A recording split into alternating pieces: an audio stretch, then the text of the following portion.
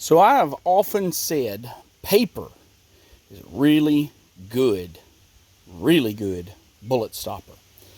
And because of my profession, I happen to have gotten hold of some old textbooks. So here we go. I have got, this is 21.5 inches of textbook. 21.5 inches of textbook. And I've brought a few handguns along, and I'm going to shoot and see where these penetrate to. So we're going to shoot these, tear it apart, and see what we get. So here we go. Up first, the Glock 26. We're shooting 115 grain FMJ. This is aluminum cased ammo. Target ammo for the best penetration. So here goes, Glock 26. Gonna go top left and go from there.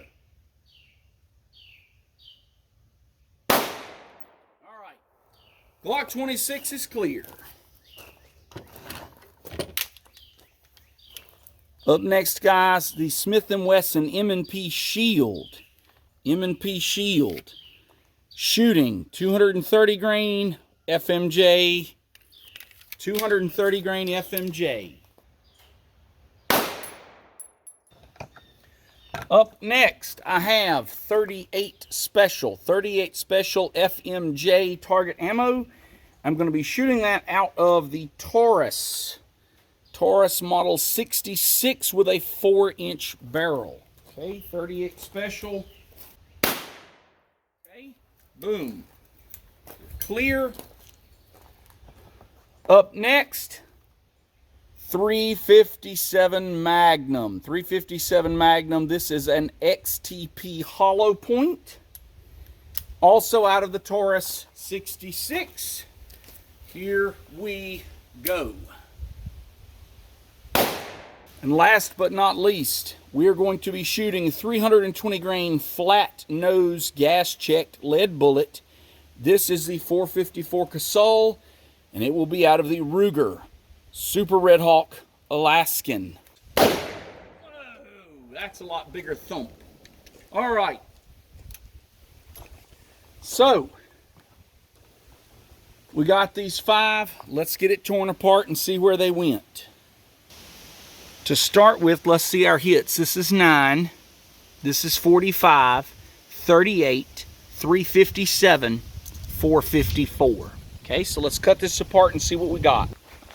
Immediately I noticed the tape was not tight when I taped these together, and it was tight from the paper in this first book expanding. And you can see the expansion here versus this is nice and tight. It's probably no bullets in here, maybe one because you got a little, but you see these back books, I mean there's nothing. So anyway, this first book definitely took a beating. Let's take the tape off and see what we got.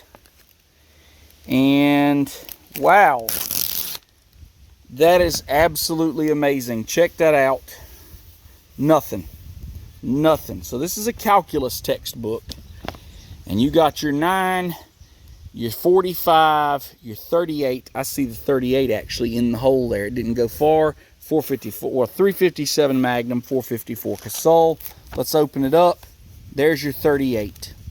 There's your 38 Special. 38 Special didn't even make it past your first. That's sad. All right, so 38 was definitely the wimpiest. Let's see who we find next. All the other 4 are still going. 38 has pretty much stopped.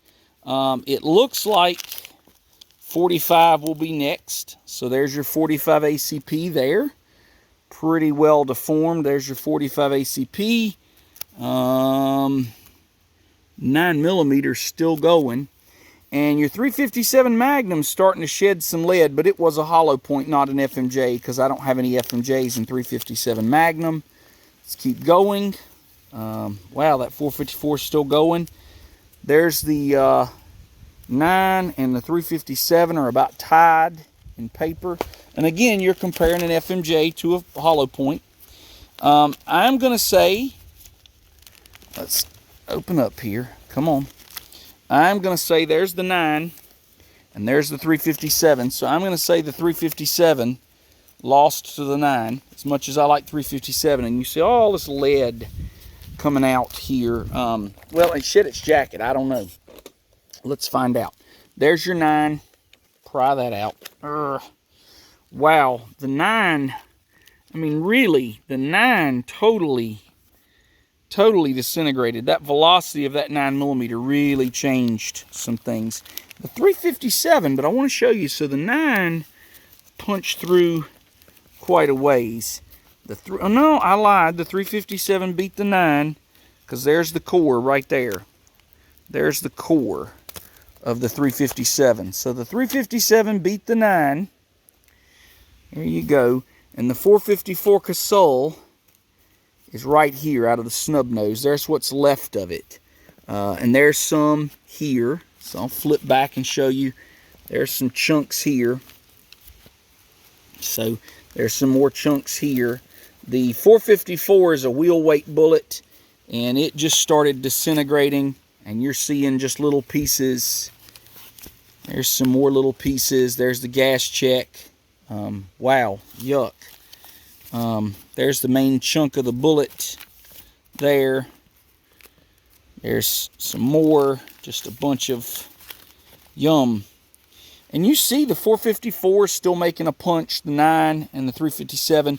The 45 and the 38 special have stopped. I mean, they've just stopped.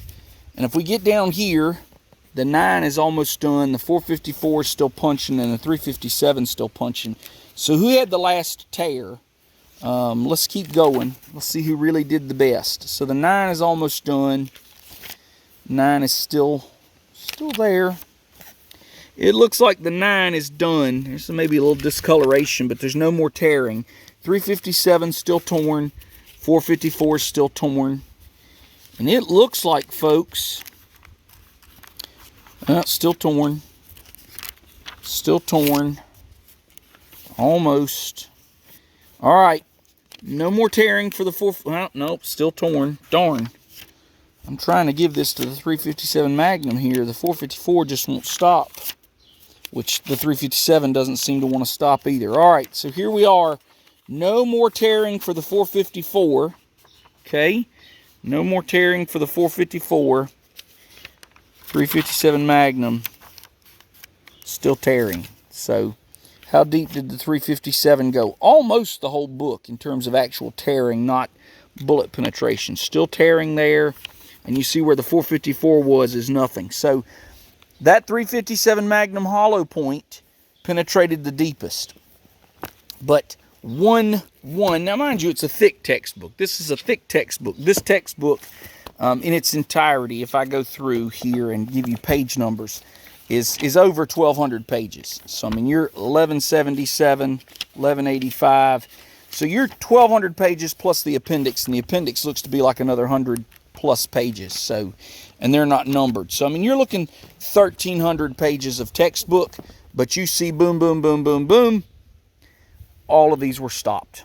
All of these were stopped. So, will a 454 casull full metal jacket or something bigger go? I don't know. We'll do some more with these textbooks. I'm going to save them. But you see a calculus book stopped a 38 special, a 9mm, a 45 ACP, a 357 Magnum, and a 454 casull. And if you pay close attention, you'll see what really penetrates the paper is velocity. Velocity is what gets you penetration on paper. So your really slow rounds, your 38 and your 45 ACP, almost did nothing. And your Magnum rounds and even your 9mm, which is going to be moving well over 1,000 feet per second, penetrated a lot deeper. All right, so there we go, guys. Paper is a heck of a bullet stopper. I hope that tells you something, folks. Anyway, we'll come back. We'll do some more with this. I hope you enjoyed it. Please like and subscribe if you did enjoy it, and give us that thumbs up.